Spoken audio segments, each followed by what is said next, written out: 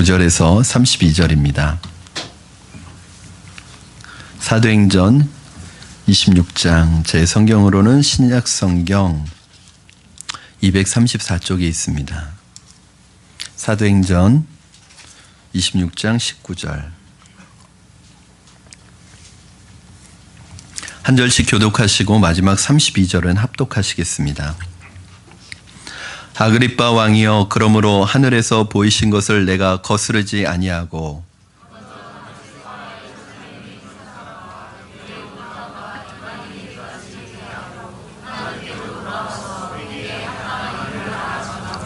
유대인들이 성전에서 나를 잡아 죽이고자 하였으나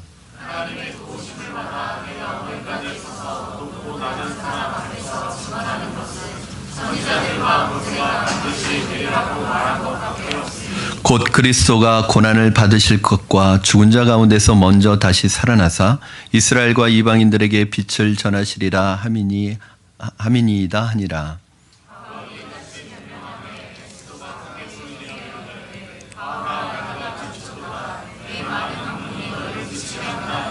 바울이 이르되 베스도 각하여, 내가 미친 것이 아니요 참되고 온전한 말을 하나이다.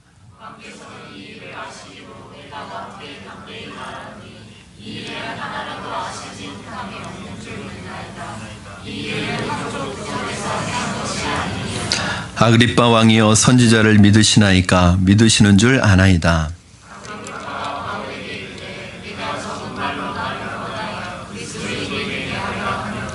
바울이 이르되 말이 적으나 많으나 당신뿐만 아니라 오늘 내 말을 듣는 모든 사람도 다 이렇게 결박된 것 외에는 나와 같이 되기를 하나님께 원하나이다 하니라.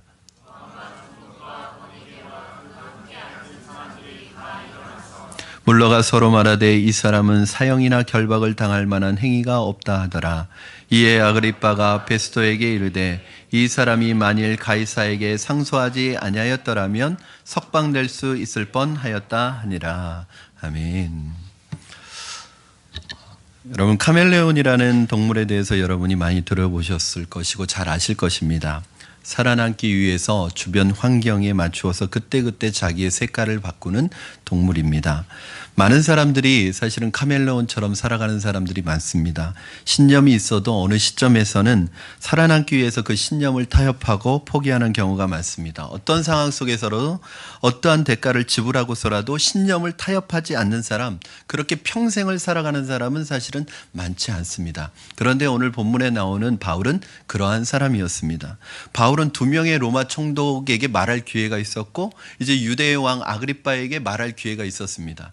이 세 사람 다 바울의 운명을 결정지을 수 있는 힘을 가지고 있는 그런 권력을 가지고 있는 권력자였지만 바울은 그들 앞에서 아부를 하거나 그들에게 잘 보이려고 하지 않고 그들에게 비굴하지 않고 그들에게 타협하지 않고 자기의 복음과 메시지를 타협하지 않고 자기의 할 말을 전했습니다.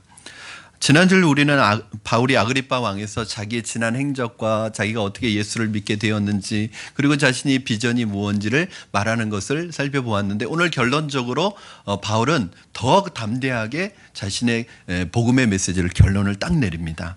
19절에 보니까 주께서 하늘에서 보이신 것을 내가 거스르지 아니하고 라고 말하는데 이건 무슨 말이냐면 내가 순종했다, 거스르지 않았다, 순종했다는 말이에요. 그리고 주께서 하늘에서 보이신 것은 무엇이냐면 처음 바울이 주님을 만났을 때 하나님이 주신 비전입니다. 바울의 사명이고 미션인 거예요. 지난주에 우리가 공부했었던 사도행전 26장 17절에서 18절이 바로 그 비전이었습니다. 우리 사도행전 26장 17절 18절 같이 한번 읽도록 하겠습니다. 시작. 이스라엘과 이방인들에게서 내가 너를 구원하여 그들에게 보내어 그 눈을 뜨게 하여 어둠에서 빛으로 사탄의 권세에서 하나님께로 돌아오게 하고 죄사함과 나를 믿어 거룩하게 된 무리 가운데서 기업을 얻게 하리라 하더이다. 아멘. 이것이 바울에게 주신 하나님의 비전이었습니다. 여러분, 예수님을 만나면 예수님의 꿈이 같이 옵니다. 예수님을 만나면 내가 살아가야 할 삶의 목적을 주십니다. 목적을 가슴에 품고 바울은 남은 생애를 하루 이틀이 아니라 매일매일 그 꿈에 순종하면서 살았습니다. 20절에 보니까 예루살렘과 유대 온 땅과 이방인들까지 회개하고 돌아오게 하리라. 이 말이 여러분 나오는데 이게 어디서 많이 들어본 말 같죠? 예루살렘과 유대 온 땅과 이방인들까지. 이거는 예수님께서 이 땅을 떠나시면서 사도들에게 120명의 사람들에게 주셨던 그 메시지거든요. 1장 8절 말씀 우리 한번 같이 보도록 하겠습니다. 1장 8절 시작. 오직 성령이 너에게 임하시면 너희가 권능을 받고 예루살렘과 온 유대와 사마리아와 땅끝까지 이르러 내 증인이 되리라 하시니라. 아멘. 이 비전을 바울에게 주님께서 똑같이 주신 거예요. 그래서 그 비전을 가슴에 품고 바울이 살아갑니다. 수많은 사람들이 말씀을 듣지만 들은 말씀대로 살지 않습니다. 그것도 하루 이틀이 아니라 평생을 남은 생의 전체를 말씀에 헌신하는 사람은 많지 않습니다.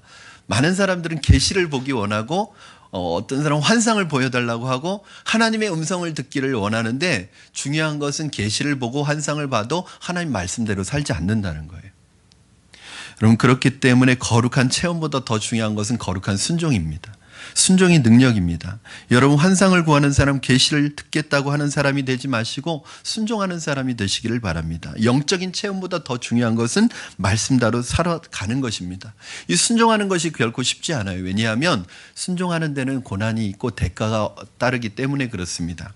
21절에 보니까 여러분 성경에 보시면 바울이 많은 유대인들이 나를 잡고자 했다 그렇게 말하고 있습니다. 이 짧은 말 속에 바울이 얼마나 고생을 했는지, 복음 때문에 고생했는지 알 수 있어요. 우리가 고난을 겪고도 예수님 때문에 고난을 겪으면 그것은 아름다운 것입니다. 그런데 대부분의 사람들은 예수님을 전한 것 때문에 고난을 겪는 게 아니라 자기의 못된 성품 때문에 고난을 겪고 자기의 욕심 때문에 고난을 겪고 자기가 고난을 자초해서 고난을 받지 예수님 때문에 고난받는 사람은 그렇게 많지 않은 것 같습니다. 여러분 내 잘못이 아니라 내 욕심이 아니라 예수님의 이름 때문에 고난받아야지 예수님의 이름이 높아지고 여러분에게서 능력이 나타나는 거예요. 내 잘못해서 내 못된 성품 때문에 내 욕심 때문에 내가 세상에서 인간적인 방법으로 살아가기 때문에 어려움 당하는 걸 가지고 예수님 때문에 고난받는다고 말씀하시면 안 됩니다. 저는 오늘 바울처럼 여러분이 예수님 전하는 것 외에는 그 어떤 것도 세상 사람들로부터 손가락질 받거나 비난받지 않기를 주님의 이름으로 부탁을 드립니다. 그래야지 우리의 복음의 능력이 나타나고 능력이 나가는 거예요.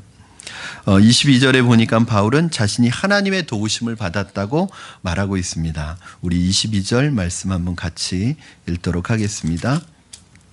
시작. 하나님의 도우심을 받아 내가 오늘까지 서서 높고 낮은 사람 앞에서 증언하는 것은 선지자들과 모세가 반드시 되리라고 말한 것밖에 없으니. 아멘. 우리가 보통 하나님의 도우심을 받았다고 하면 하나님의 도우심을 받아서 내가 잘 되었다라는 뜻입니다. 하나님의 도우심으로 내 병이 나은 것이고 하나님의 도우심으로 내 사업이 잘 풀린 것이고 하나님의 도우심으로 내 자식이 잘 되었다는 뜻인데 바울은 여기서 자기가 하나님의 도우심을 받아서 높고 낮은 사람들에게 복음을 전하게 되었다고 말하고 있습니다. 즉 하나님의 도우심을 받아서 내가 잘 된 것이 아니라 하나님의 도우심을 받아서 하나님이 잘 됐다는 거예요. 사랑하는 여러분, 하나님의 도우심으로 내가 잘 된 것이 아니라 하나님이 잘 되는 것. 보통 우리는 하나님의 도우심으로 내가 잘 되기를 원하지 하나님이 잘 되기를 원하지 않습니다. 내가 하나님의 도우심을 입어서 내가 성공하기를 원하지 하나님의 주시는 능력으로 하나님의 일이 되어지기를 원하는 사람 많지 않습니다.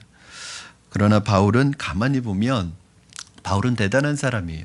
우리가 신앙생활 할 때 보면 신앙생활 하는 사람도 다 자기 중심적으로 신앙생활 하죠. 나를 위해서 예수 믿는 사람도 많죠. 나를 위해서 예배 드리는 사람도 많죠.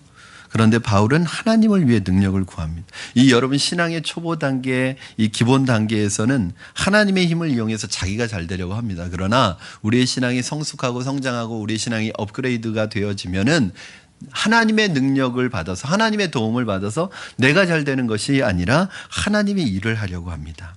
바울이 하나님의 도우심으로 내가 10년 동안 지위 고하를 막론하고 모든 사람에게 복음을 전했다. 하나님의 도우심이 있어야 하나님의 일을 하는 거죠.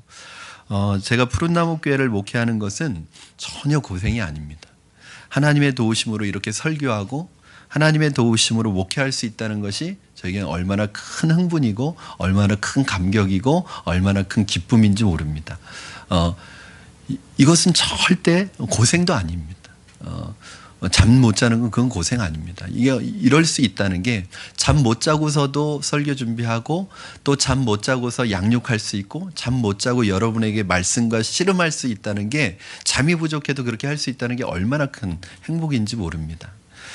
23절에 보니까 바울은 이제 자신의 간증을 딱 한 문장으로 요약을 해버립니다. 23절 말씀 우리 한번 같이 읽겠습니다. 시작. 곧 그리스도가 고난을 받으실 것과 죽은 자 가운데서 먼저 다시 살아나사 이스라엘과 이방인들에게 빛을 전하시리라 함이니이다 하니라. 아멘. 바울을 보면 참 대단한 사람 같아요. 이 복음에 대해서 몇 시간씩 시간이 걸려서 얘기하기도 하지만 어느 순간에는 그 상황에 딱 맞게 복음을 그냥 한 문장으로 딱 얘기해 버립니다. 여러분 오늘 보니까 이 한 문장 안에 뭐가 들어가 있어요? 복음의 요소가 다 들어가 있습니다. 예수님의 십자가의 고난, 예수님의 죽음, 예수님의 살아나신 부활, 그리고 선교까지 이 네 가지 요소가 다 들어가 있는 거예요.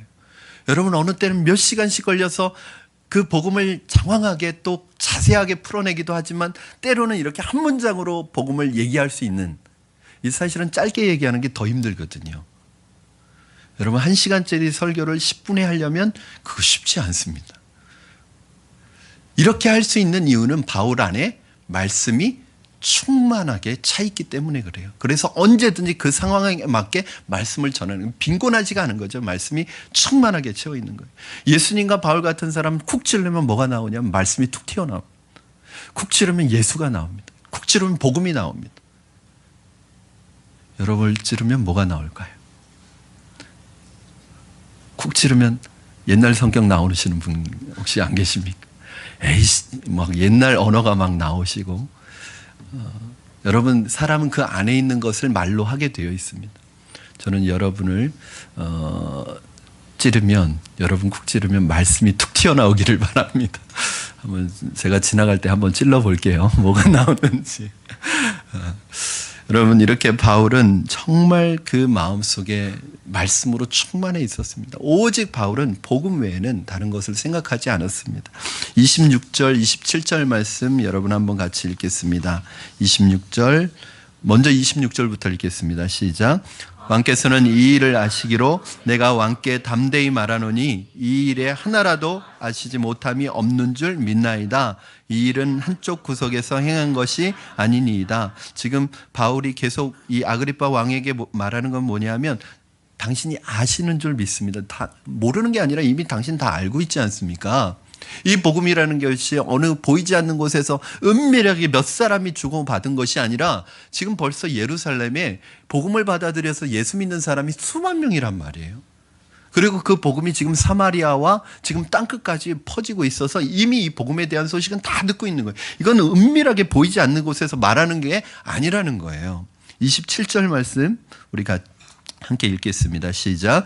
아그리빠 왕이여 선지자를 믿으시나이까? 믿으시는 줄 아나이다. 이 27절이 굉장히 재밌는 말이에요. 자기가 질문하고 자기가 대답합니다. 이건 무슨 말이에요? 너 그랬지? 그럴 줄 알았어. 이런 말이에요. 선지자를 믿으시나이까? 이건 다른 말로 하면 당신 구약을 믿으십니까? 여러분 유대의 왕입니다. 유대, 즉 이스라엘의 왕이에요. 그러면 이스라엘의 왕에게 당신 구약을 믿습니까? 그러면 안 믿는다고 하면 이건 정치적인 자살행위입니다. 왜? 만약에 유대의 왕인데 이스라엘의 왕인데 구약 성경을 안 믿는다. 그러면 유대 사람들이 다 들고 일어날 거예요. 그러니까 믿을 수밖에 없는 거예요. 그럼 이 바울이 어디까지 얘기를 끌어가냐면 당신 구약 성경 믿으십니까? 믿는 줄 압니다. 그런데 왜 구약 성경에서 예언하고 있는 예수를 믿지 않습니까? 구주를 믿지 않습니까? 여기까지 끌고 가려고 하는 거거든요. 바울이. 지금 어느 순간부터 아그리빠 왕이 바울의 말에 말려들고 있는 거예요. 처음에는 아그리빠가 그 처음 VIP들을 대동하고 딱 그 재판장에 들어설 때는 온갖 폼을 다 잡고 분위기로 바울을 압도하면서 들어왔잖아요. 그런데 바울에게서 얘기를 하다 보니까 이 바울에게서 뿜어져 나오는 영적인 포스가, 이 진리의 힘이, 이 예수님의 영적인 권위가 그 아그리빠가 가지고 있는 세상적인 권위를 땅에 떨어뜨리고 있는 거예요. 여러분, 이 어둠의 사람이 진리의 사람을 만나면 처음엔 센 척하지만 나중에 영적으로 주눅이 듭니다. 여러분, 절대 세상에서 믿는 사람으로서 당당하셔야 돼요. 여러분이 정말 영적인 권위를 가지고 진리에 붙잡힌 사람이면 여러분이 어떤 위치에 있던 간에, 여러분이 무엇을 소유하지 못했던 간에 세상은 여러분에게 주눅들게 되어 있습니다. 그것이 진짜 왜 사람은 영적인 존재이니까. 바울에게 말려가고 있던 아그리빠가 그때 번뜩 정신을 차립니다. 하마터면 아그리빠가 그 자리에서 이 바울의 말에 말려들어서 예수를 믿어버릴 뻔했어요. 이 아그리빠가 정신을 차립니다. 그리고 뭐라고 해요? 28절을 보니까 네가 적은 말로 나를 권하여 그리스도인이 되게 하려는도다. 이게 무슨 말이에요? 하마터면 예수 믿을 뻔했다, 그 말이죠. 여러분, 아그리빠 왕은요, 예수 믿기 직전까지 간 거예요. 그런데 이 예수 믿기 직전까지 갔는데, 만약에 그가 이 높은 지위와 그 체면이 아니었으면, 그 높은 위치가 아니었으면 아마 그 자리에서 무릎 꿇고 예수님을 영접했을 거예요. 그런데 이 아그리빠는 그 복음의 내용을 지금 듣고 거기에 빨려 들어가면서도 자기가 가지고 있는 이 지위와 체면과 이 권력 때문에, 이 가지고 있는 것 때문에 그 자리에서 복음을 딱 가로막았습니다. 체면이 너무 중요했기 때문에, 가진 것이 너무 많았기 때문에 아그리빠 왕은 구원의 문턱에서 좌절된 것입니다. 오늘도 얼마나 많은 사람들이 가진 것이 너무 많아서 예수님을 영접하지 못하는지 모릅니다. 너무 가진 것이 많아서 예수님을 떠나가는 사람이 많은지 모릅니다. 그래서 예수님께서 성경에서 뭐라고 말씀하셨냐면, 심령이 가난한 자가 복이 있나니 천국이 저희의 것임이라. 이게 마태복음의 글귀고요. 똑같은 구절을 누가복음에서 뭐라고 얘기해요? 심령 빠집니다. 가난한 자는 복이 있나니. 여러분, 가난하면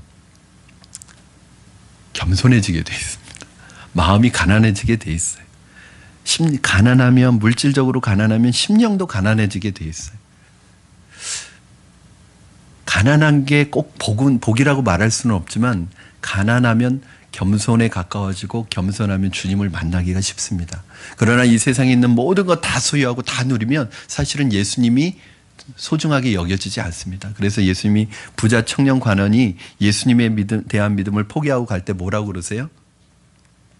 부자가 천국에 들어가는 것이 낙타가 바늘구멍을 통과하는 것보다 더 어렵다. 이건 비유죠, 비유. 과장법이죠. 그 정도로 어렵다는 거예요. 왜? 이 돈이 많은 사람은 예수님 의지하기 쉽지 않거든요. 예수님 믿기 쉽지 않거든요. 자기 돈 의지하고, 자기 학벌 의지하고, 자기 실력 의지하지 예수님 의지하기 쉽지 않습니다. 그 어떤 것도 예수님을 영접하는 것을 막는 것이 있다면 그것이야말로 여러분 인생 최대의 걸림돌이라는 것을 여러분 아시기 바랍니다. 많은 사람들이 그걸 모르고 살아갑니다. 그런데 바울은 참 대단합니다. 그 엄청난 권력자들과 이 VIP들이 있는 곳에서 아주 담대하게 선포하는데, 29절 말씀, 저는 여러분이 이런 말을 할 수 있기를 바랍니다. 29절 함께 읽겠습니다. 시작. 바울이 이르되 말이 적으나 많으나 당신뿐만 아니라 오늘 내 말을 듣는 모든 사람도 다 이렇게 결박된 것 외에는 나와 같이 되기를 하나님께 원하나이다 하니라. 여러분, 지금 이 자리에 바울보다 못한 사람이 누가 있겠습니까? 다 바울보다 권력을 가지고 있는, 바울은요 지금 빈털터리에다가 수갑을 차고 죄수의 신분으로 이 사람들 앞에서 지금 변호해야 되는 상황입니다. 그런데 바울이 뭐라고 해요? 나와 같이 되기를 원합니다, 당신들. 여러분, 이 정도의 말을 하려면요 적어도 빌 게이츠 정도는 돼야 이 정도 말할 수 있습니다. 스티브 잡스 정도는 돼야지, 세상적으로 성공한 이건희 회장 정도는 돼야지, 하버드에서, 서울대에서, 이 대학에서 강연 한번 하고 여러분 나같이 되기를 원합니다, 이 정도 얘기할 수 있는 거예요, 세상적으로 잘 나가는 사람이. 그런데 바울은 여러분 자기보다 돈 많고 잘 나가는 사람들 앞에 놓고서 뭐라고 얘기하느냐면, 지금 내가 이 결박된 것 외에 여러분들이 나같이 되기를 원합니다. 이게 무슨 말이에요? 뭘 자기처럼 되라는 거예요? 내 안에 있는 복음을 가져라. 내 안에 있는 예수를 가져라. 너희들은 세상에 있는 모든 것을 다 가졌지만 예수가 없다. 그것은 아무것도 가지지 않은 것이다. 뇌관이 없는 폭약과 똑같다. 목적 없는 인생과 똑같다. 그러나 나는 이 예수 때문에 최고의 인생을 살고 있다. 여러분, 바울은 자신이 지금 자신의 인생이 최고의 인생이라고 자신감 있게 얘기하고 있습니다. 여러분, 이렇게 말할 수 있습니까? 여러분의 인생에 대해서 최고의 인생이라고 자부할 수 있습니까?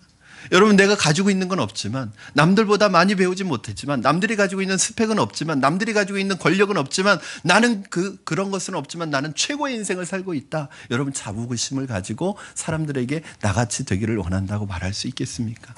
저는 여러분이 이렇게 말할 수 있기를 바랍니다. 여러분, 부모가 자식에게 너 나처럼 살으라고 자신 있게 말할 수 있는 부모가 대한민국에 얼마나 될까요? 우리 부모님들은, 대한민국의 부모님들은 교육열과 입시열은 높지만 너희들도 나와 같이 되라고 말 못합니다.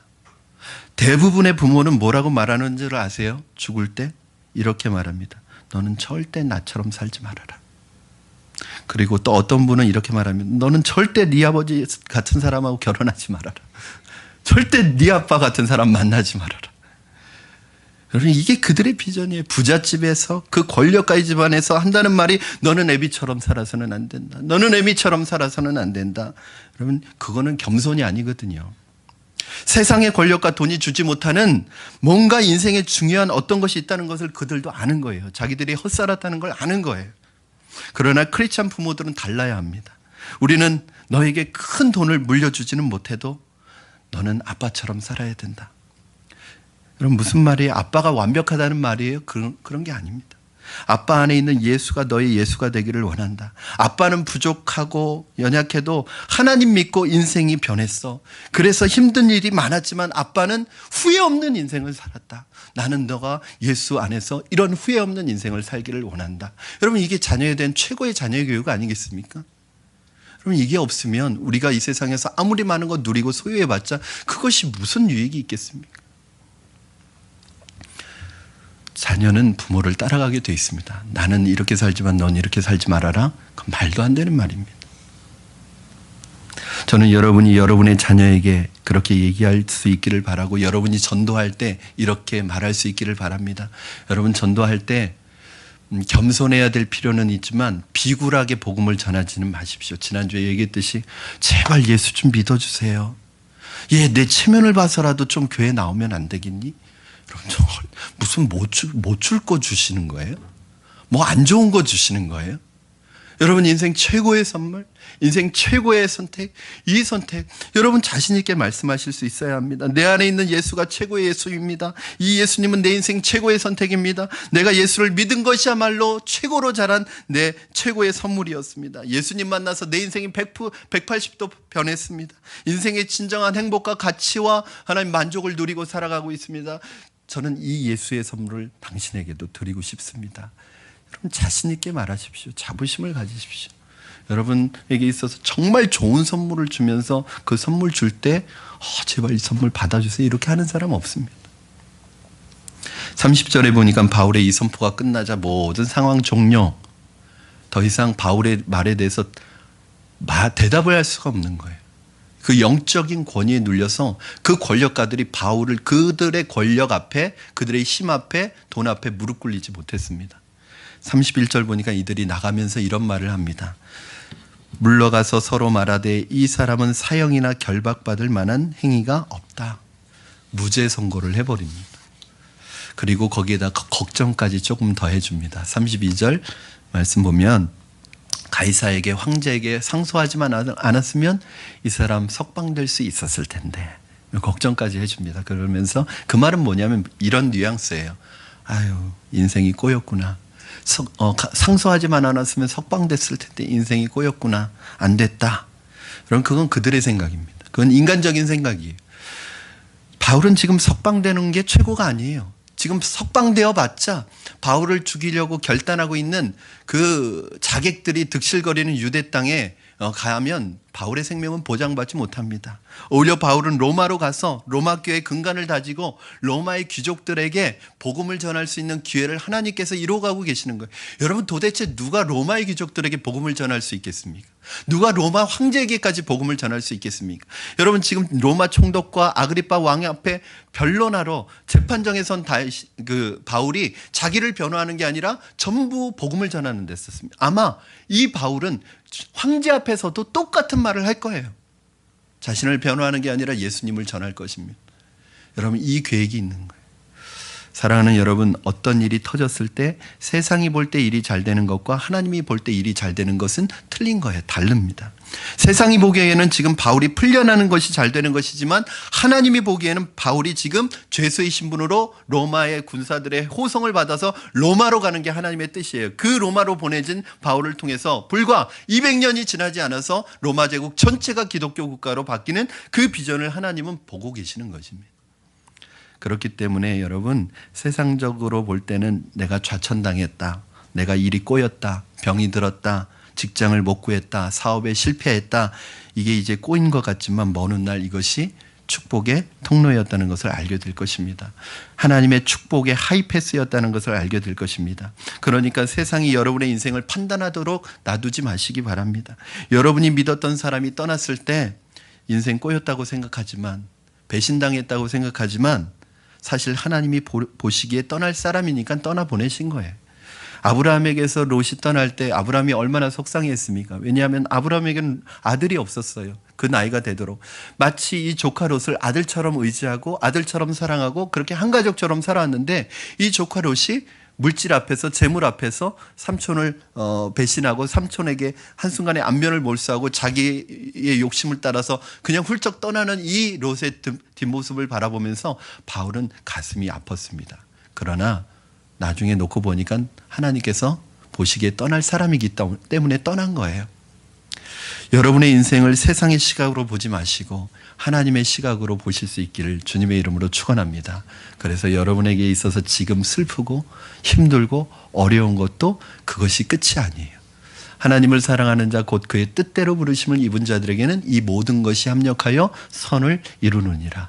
기쁜 일뿐만 아니라 힘들고 슬프고 어려운 일들까지도 결국은 하나님께서 이거 모아가지고 빚으셔가지고 잘 완성된 멋진 여러분의 인생을 만드실 거예요. 그러니까 여러분, 지금 판단하지 마세요. 하나님께서 너희 안에 착한 일을 시작하시니까 그리스도의 날까지 이루어 가시리라. 우리는 지금 몰라요. 여러분, 정말 이기는 건 최후에 이기는 거예요. 정말 웃는 건 최후에 웃는 사람이 승리하는 거예요. 지금 힘들고 어렵더라도 하나님께서 여러분을 최후의 승리자로, 최후의 이기는 자로, 최후의 웃는 자로 만들어 주실 줄로 믿습니다.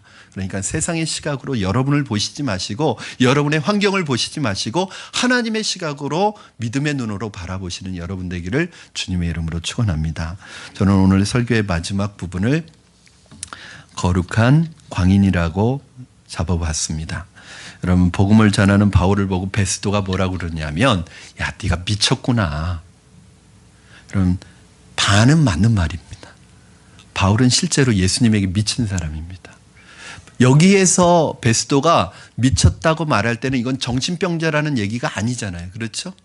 어떤 자기가 믿는 신념과 자기의 믿음을 믿는 것에 자기를 몰두하고 있는 사람을 말하는 거예요.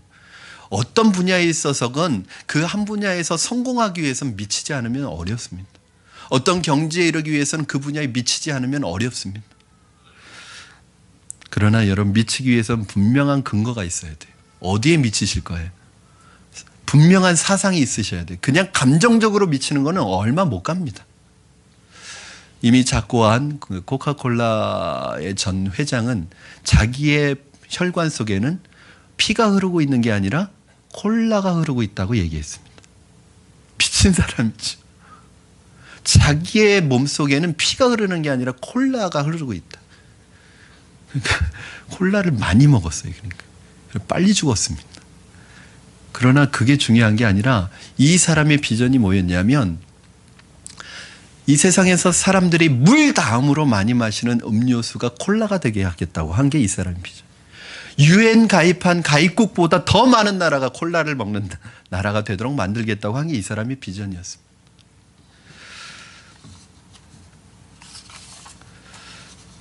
중요한 것은 나쁜 쪽에 미쳐서는 안 되는 거죠.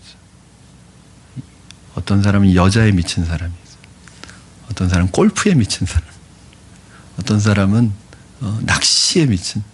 이게 꼭 나쁘다는 건 아니다. 내 목숨을 걸 만한 거는 아니란 얘기죠. 어떤 목사님이 그 낚시를 워낙 좋아해가지고 틈만 나면 설교 준비를 안 하시고 낚시를 하러 갔는데, 낚싯대를 메고 이렇게 가는데 교회 집사님을 만났대요.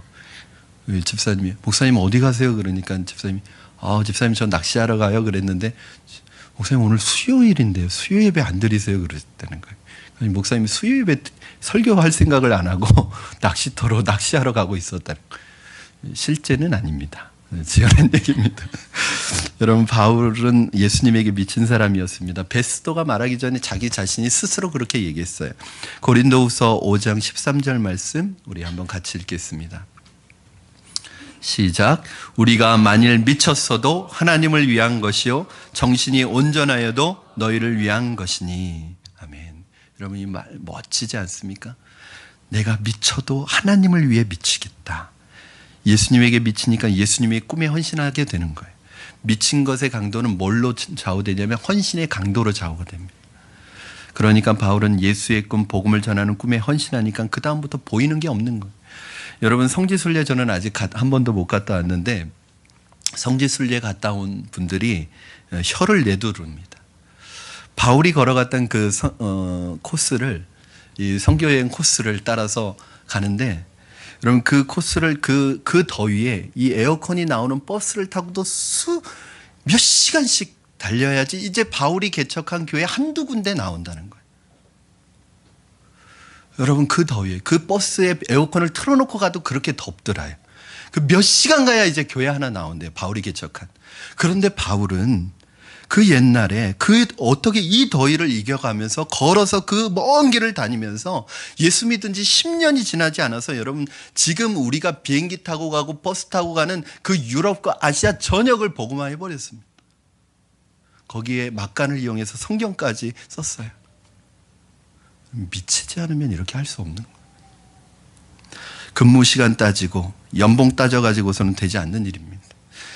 여러분, 아무도 못 말리는 열정이에요. 누구도 바울 안에 있는 이 예수의 열정을, 불길을 끌 수 없었습니다. 하나님이 주신 성령의 불이란 그런 것입니다. 가슴에 불이 있으니까 어떤 희생도 감수하고 죽음도 막지 못하고 권력도 막지 못하고 내가 목숨을 걸 수 있을 만한 그것, 바울은 이것에 목숨 거는 것에 아까워하지 않았습니다. 어저께 이제 청년들하고 목적이 이끄는 삶 마지막 세미나를 진행을 했어요. 마지막 챕터가 뭐였냐면 사명에 대한 것이었습니다. 거기에서 뭐라고 얘기했냐면, 당신의 목숨을 걸어도 아깝지 않은 것이 있느냐? 바울은 나의 달려갈 길 오직 예수 그리스도 복음 전하는 일을 마치려 하면은 나의 생명을 조금 더 귀한 것으로 여기지 아니한다, 이 말을 하거든요. 즉 사명이란 뭐냐면 내가 목숨 걸어도 아깝지 않은 것. 여러분, 여러분의 목숨을 걸어도 아깝지 않은 일이 있습니까? 이 사명이 있는 사람은 행복한 사람이래요. 그러나 이 사명이 없는 사람은 불행한 사람이라는 거예요. 이 세상에서 아무리 많이 먹고 많이 누리고 많이 가지고 있어도 자신이 목숨 걸 만한 일이 없는 사람은 불행한 사람이라는 거예요. 여러분은 어떠십니까? 여러분에게는 목숨 걸 만한 가치 있는 일이 있습니까? 혹시 그것이 없으십니까? 왜 그게 중요하냐면, 왜 목숨을 거냐 하면, 왜 생명을 걸 수 있냐면 그게 내가 사는 이유니까. 여러분, 왜 사십니까? 무엇 때문에 이 땅에 살고 계십니까? 그냥 하루하루 그냥 밥 먹는 것이 우리의 목적입니까? 저는 저와 여러분이 이 예수님에게 미치기를 바랍니다. 저는 이 민족이 예수에게 미치게 되면, 이 나라가 예수에게 미치게 되면 이 나라가 예수의 나라, 거룩한 나라가 되리라고 믿습니다. 제가 대학 시절에 존경했었던 김중건 목사님이 CCC 한국 대학생 선교회 초대 총장이었던 이 김중건 목사님은 별명이 예수에 미친 사람입니다. 이분이 꿈꾸었던 세상은 어떤 세상이냐면 바로 한국이, 우리나라가 이 세상에 단 하나뿐인 지금까지 기독교 국가라고 해도 온전히 기독교 국가가 된 적이 없는데 이 한국을 기독교 국가가 되게 하는 것이었습니다. 예수 한국이 되게 하는 것이었습니다. 그래서 그 7, 80년대 최루탄으로 물들었던 그 대학을 복음으로 물들이기 위해서 일하셨고, 한참 우리가 못 살고 힘든 그 6, 70년대 엑스플로 집회를 해서 우리나라에 1907년 대부흥에 버금가는 부흥을 이루신 분입니다. 그런데 이분이 꿈꾸었던 세상, 어떤 세상이냐면 바로 예수님 믿는 세상, 우리나라가 예수님 믿는 나라가 되는 거예요. 그래서 학교마다 교실마다 찬송이 울려 퍼지고, 아이들이 수업하기 전에 성경을 읽고 성경 읽는 소리가 울려 퍼지는 학교, 그리고 모든 국무회의와 국회에서 국정의 대소사를 논하기 전에 기도와 말씀으로 시작하는 나라, 그리고 이 예수 믿는 한국이 만들어낸 모든 물건은 세계 어느 나라에 가든 믿을 만한 보증수표가 되는 그런 하나님 나라, 하나님을 믿는 나라, 어디에 가든 찬송 소리가 울려 퍼지는 그런 나라를 꿈꾸고 있었습니다. 지금 암울하고 어두운 이 나라의 현실과 조국교회를 보면서 탄식밖에 나오지 않지만, 우리 한 사람 한 사람이 예수에 미치고 복음에 미치고 제자훈련에 미치면 이 나라가 언젠가는 예수가 다스리는 나라가 될 줄로 믿습니다. 사랑하는 여러분, 일생에 단 한 번 믿는 예수님을, 이왕 여러분 예수님 믿기로 작정하셨다면 한번 이 예수님 믿기로 작정하신 여러분, 한번 예수님에게 제대로 미쳐보시지 않겠습니까? 정말 이왕 예수님 믿기로 작정하셨다면 정말 제대로 믿어보시지 않겠습니까? 무언가를 위해 우리의 남은 생애를 바쳐야 한다면 우리를 구원해 주신, 우리를 위해 생명 주신 그 예수님을 위하여 우리의 남은 생애를 한번 바쳐보시지 않겠습니까? 일주일에 한 번 교회에 나오는 것으로 만족하는 것이 아니라 일주일 내내 아침에 일어날 때 예수님의 이름을 부르는 여러분 되기를 바랍니다. 출근하는 차 속에서 하루 종일 일하는 가운데 여러분의 마음과 내리에 예수님을, 여러분을 사로잡고 있는 생각이 예수님의 생각이 되기를 바랍니다. 그리고 잠자는 순간, 잠자리에 들 때 마지막 드리는 기도 속에 예수님이 있고, 심지어는 잠자는 꿈 속에서도, 무의식 속에서라도 예수님의 생각에 푹 빠진, 예수에 미친 정말 예수쟁이가 되기를 주님의 이름으로 축원합니다. 우리 이 시간에 함께 기도했으면 좋겠습니다.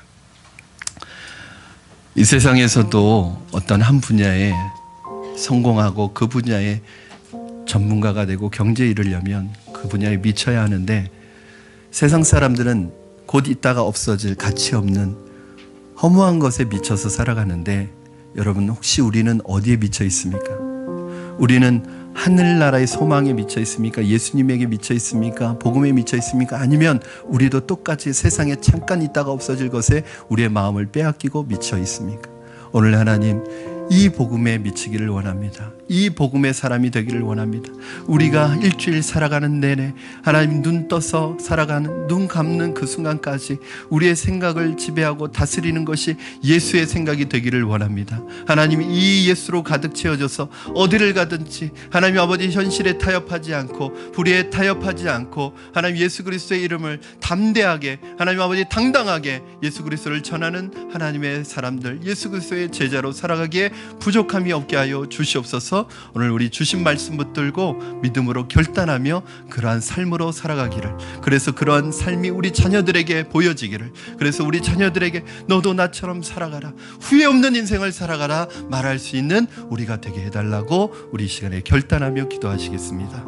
살아계셔서 역사하시는 하나님 아버지 감사합니다. 아버지, 우리의 연약함을 주님 고백합니다. 하나님 아버지, 바울처럼 예수님에게 미치기를 원합니다. 하나님, 예수님을 위해 살아가기를 원합니다. 복음에 미치기를 원합니다. 그래서 우리 입술과 우리 생각을 붙잡고 있는 것이 바로 예수님이 되기를 원하고 복음이 되기를 원합니다. 우리를 통해서 나오는 것은 복음이기를 원합니다. 예수님이기를 원합니다. 그래서 하나님, 이 세상에서 소유하고 이 세상에서 누리는 것에 우리 행복의 가치를 두는 것이 아니라 바로 예수 그리스도를 믿는 후회 없는 인생을 살아가는 것이 우리의 삶의 가치가 되게 하여 주시옵소서. 오늘 하나님, 우리의 인생의 목적과 인생의 사명과 인생의 미션이 무엇인지 다시 한번 분별할 수 있는 지혜를 주시고, 이 목적과 이 생각을 위하여, 이 미션을 위하여, 이 사명을 붙들고 살아가는 우리가 될 수 있도록 주님 축복하여 주시고 역사하여 주시옵소서. 인도하여 주시옵소서. 주님 감사합니다.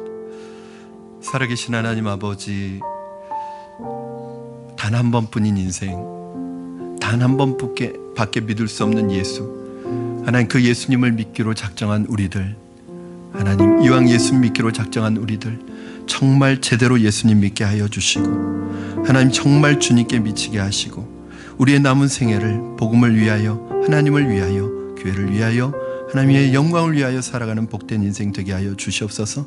세상 사람들이 미쳐있는, 하나님 잠깐 있다가 없어지는, 하나님 그 눈의 신기루와 같은 그런 것들을 쫓아가는, 하나님 그것에 미치는 것이 아니라 정말 가치 있는 복음을 위하여 미치는 인생, 복음에 사로잡힌 인생 되도록 축복하여 주시고, 우리의 이 모습을 통하여 후회 없는 인생을 살았노라고 고백할 때 우리의 자녀들도 후회 없는 인생, 정말 인생의 진정한 가치와 행복을 쫓아가는 인생 살도록 주님 축복하여 주시옵소서. 감사하며 예수님의 이름으로 기도합니다. 아멘.